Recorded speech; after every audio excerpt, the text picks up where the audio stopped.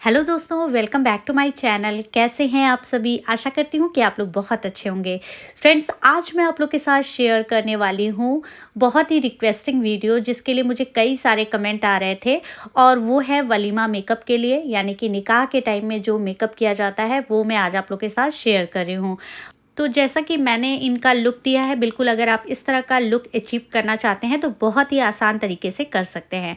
तो चलिए समय नहीं गवाते और वीडियो को स्टार्ट करते हैं। सबसे पहले मैंने इनकी फेस पे कर लिया था CTM cleansing, toning and moisturising. Moisturiser के लिए हमने यूज़ किया है लैक्मे का पीच मिल्क, जो कि सॉफ्ट क्रीम है और 24 आवर्स मॉइस्चराइज लुक देता है। बिल्कुल एक सैटिन स्मूथ के साथ आपकी स्किन को देगा। और जैसा कि विंटर का टाइम अब चल रहा है, तो ऐसे में आपको ये करना सबसे ज़्यादा इम्पॉर्टेंट है। मैंने यहाँ पे कोई प्राइमर यूज़ नहीं किया है, आप चाहे तो प्राइमर यूज़ कर सकते हैं। तो इनके फेस पे अच्छी तरीके से एब्जॉर्ब हो जाने के बाद मैं यूज़ कर रही हूँ सिवाना के कलर पैलेट से कुछ कलर्स, कुछ पिगमेंट्स, जो कि इनके आईब्रोज़ को ड्रॉ करने के लिए हम यूज़ करेंगे। और यहाँ पर हमने लिया है ये वाला शेड, और इससे ही मैं ज़्यादातर आईब्रोज़ ड्रॉ करती हूँ, क्योंकि आप देख सकते हैं काफ़ी उसमें से ख़त्म भी हो चुका है। इनकी आईब्रो बहुत ज़्यादा थिन थी, बहुत ही ज़्यादा पतली। और थोड़ा सा इशू है कैमरे का, आप देख सकते हैं यहाँ पर थोड़ा ये फोकस हो रहा है, और फिर इस तरह से थोड़ी सेटिंग की प्रॉब्लम हो गई थी, इस वजह से ऐसे आ गया है। तो यहाँ पर इनकी जो आईब्रोज़ है वो बहुत ज़्यादा थिन थी, इसको बहुत ही अच्छे तरीके से हमने ड्रॉ किया था, जिससे कि आईब्रो का शेप बहुत अच्छा आ जाए और एकदम करेक्ट लगने लगे। तो यहाँ पर हमने एक एंगुलर ब्रश लिया और उसकी मदद से ही हम अच्छी तरीके से ड्रॉ करेंगे। थोड़े-थोड़े से पिगमेंट आपको लेने हैं और उसके बाद इसे एप्लीकेशन करना है। एक बार में कोई भी पिगमेंट उठा के इस तरह से ड्रॉ नहीं करना है। आप देख सकते हैं यहाँ पर एकदम परफेक्ट तरीके से हमने यहाँ पे ड्रॉ किया है, जिससे कि आईब्रोज़ का शेप जो है बिल्कुल परफेक्ट हो जाए, और जो एकदम लाइट सा है, थिन सा है, वो थोड़ा सा ब्रॉड दिखाई पड़े और उसका शेप भी अच्छा लगे। अदर साइड भी बिल्कुल हमने इसी तरह से ड्रॉ किया है एंगुलर ब्रश की ही मदद से, आप देख सकते हैं। और ये जो कलर होता है ये बिल्कुल नेचुरल कलर होता है। तो अगर आप किसी को एकदम नेचुरल मेकअप दे रहे हैं, या उनकी आईब्रोज़ को कहीं से भी ड्रामेटिक नहीं दिखाना चाहते, बिल्कुल नेचुरल दिखाना चाहते हैं, तो ये वाला पिगमेंट सबसे अच्छा है। स्पूली की मदद से हमने यहाँ पे जो हेयर से उसको अच्छी तरीके से मैनेज कर दिया है। And now I am using Mac का ये कंसीलर है, और ये जो कंसीलर है इनके जो शेड है उससे 2 शेड लाइटर हम यहाँ पे यूज़ कर रहे हैं।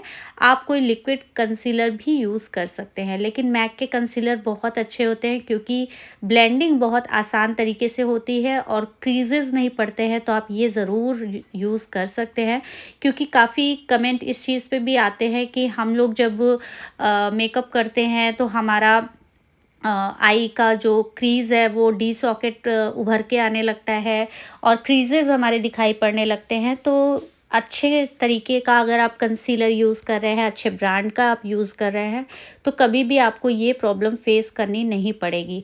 तो यहाँ पर हम अदर साइड भी इसी तरह से यूज़ करने वाले हैं। इससे जो हमारी आईब्रोज़ अभी हमने ड्रॉ की है वो अच्छी तरीके से शार्पनेस में आ जाएगी।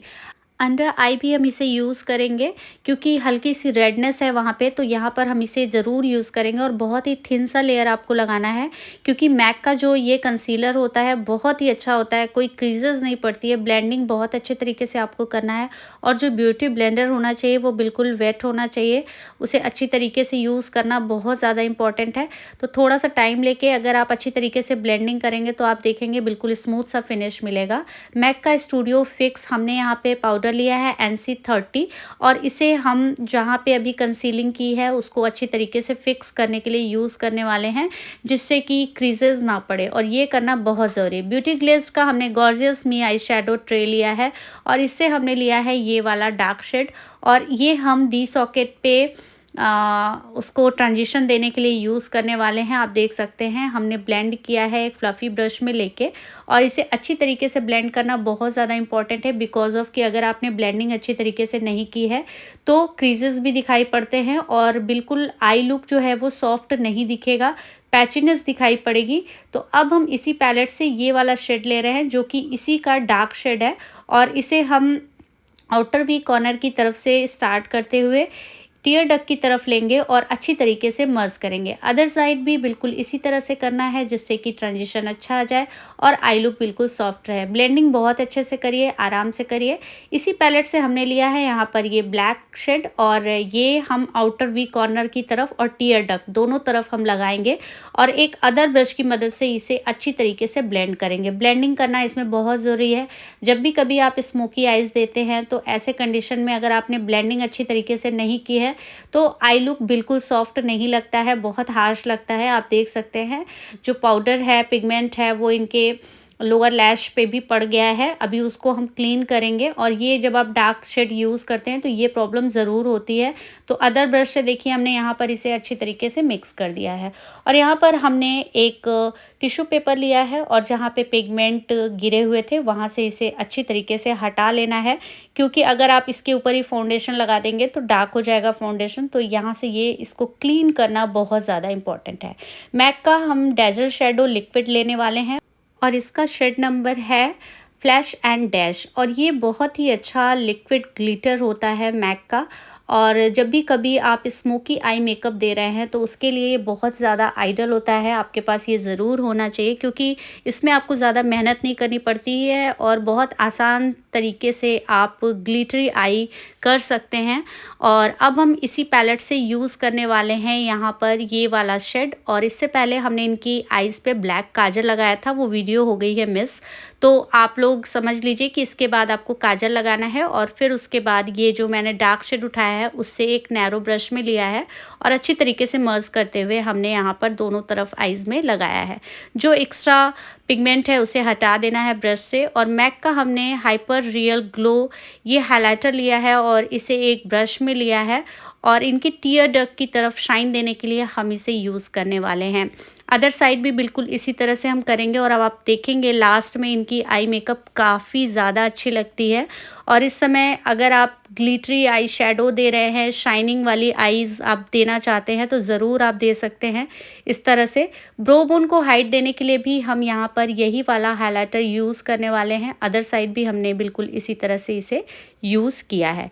क्रायोलॉन का हमने लिया है केक आईलाइनर जो कि ब्लैक कलर में है और इस आईलाइनर में हम विंग नहीं देने वाले हैं, केवल हम टीयर डक की तरफ से थोड़ी सी नोक निकालेंगे और जहाँ पर हमने डी सॉकेट का आउटर वी कॉर्नर होता है वहीं पर ले जाके इसको ख़त्म कर देंगे। यानी कि बिल्कुल फ्लैट सा आपको देना है, इसमें कोई भी आपको विंग नहीं निकालनी है, क्योंकि अगर आप बिल्कुल सटल मेकअप देना चाहते हैं तो विंग अगर आप देते हैं तो मेकअप थोड़ा सा ड्रामेटिक हो जाता है। इसलिए अगर मिनरल और सटल मेकअप आपको चाहिए तो उसके लिए ये करना ज़रूरी है। और अब हमने यहाँ पर यूज़ किया है और यहाँ पर हमने जो आईलैशेस यूज़ किए हैं वो है पीएसी का यानी कि पैक का। अदर साइड भी हम इसी तरह से इसे अच्छी तरीके से लगा देंगे और आप देख सकते हैं आई लुक काफ़ी सॉफ्ट आया है। बीयू का हमने लिया है ये वॉल्यूमाइज मस्कारा, काफ़ी अच्छा ये मस्कारा होता है और बिल्कुल वाटर प्रूफ होता है। वन स्ट्रोक में ही बहुत ही अच्छी वॉल्यूम देता है आईलैशेस को। तो अपर लैश लाइन और लोअर लैश लाइन दोनों पर ही हम इसे एप्लीकेशन करेंगे और स्ट्रोकिंग देंगे जिससे कि अच्छी तरीके से लैशेस में वॉल्यूम आ जाए। दोनों साइड आपको बिल्कुल एक जैसे करना है जिससे कि आईज अट्रैक्टिव दिखाई पड़े। इनको हमने लेंस लगाई है पर्ल ग्रे कलर की। पीएसी का एसडी लिक्विड फाउंडेशन लिया है जो कि ये वाला कलर है और इसे हम एक फाउंडेशन ब्रश की मदद से ऑल ओवर फेस पे अप्लाई करेंगे। आप चाहे तो डायरेक्टली ब्यूटी ब्लेंडर से भी आप इसे लगा सकते हैं, लेकिन आपने अगर अच्छी तरीके से फिनिश देना है और अपने मटेरियल को आप चाहते हैं वेस्ट ना हो तो आप किसी भी फाउंडेशन ब्रश की मदद से जब एप्लीकेशन करते हैं और उसके बाद ब्लेंडिंग करते हैं तो बहुत ही अच्छे तरीके से ब्लेंडिंग होता है और आपका जो मटेरियल होता है वो बिल्कुल वेस्ट नहीं होता है।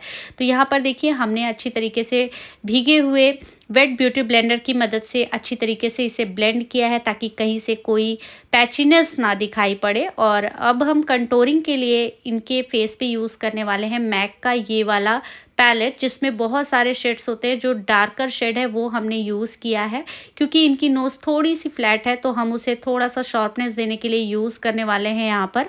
और जहाँ जहाँ भी मुझे नीड लग रही थी वहाँ पर हमने इसे यूज़ किया है और एक ब्रश की मदद से इसे अच्छी तरीके से ब्लेंड करना है जिससे कि कोई भी पैचीनेस ना दिखाई पड़े और हार्श ना दिखाई पड़े।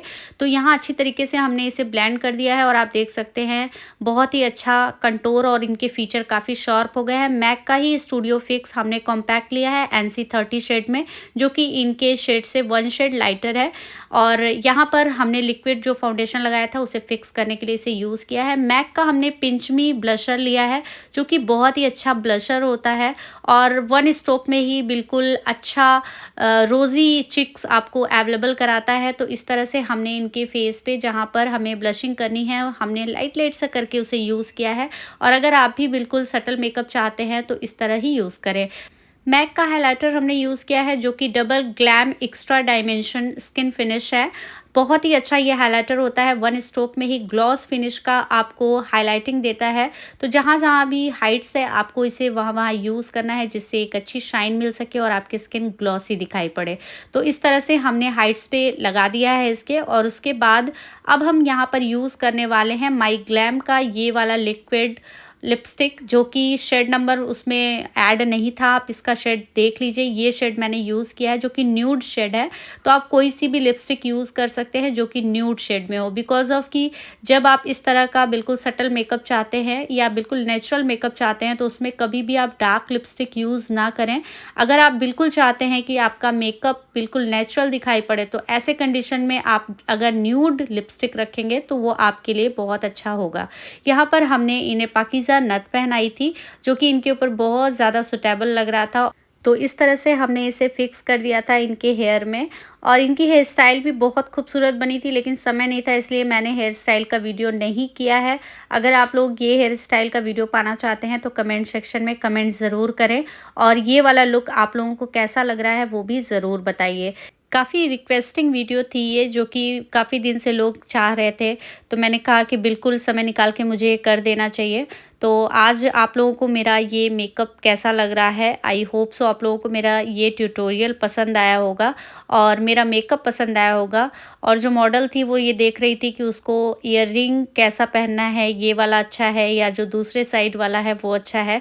तो फाइनली डिसाइड होता है कि जो बड़ा वाला ईयररिंग है वही हम वियर करेंगे।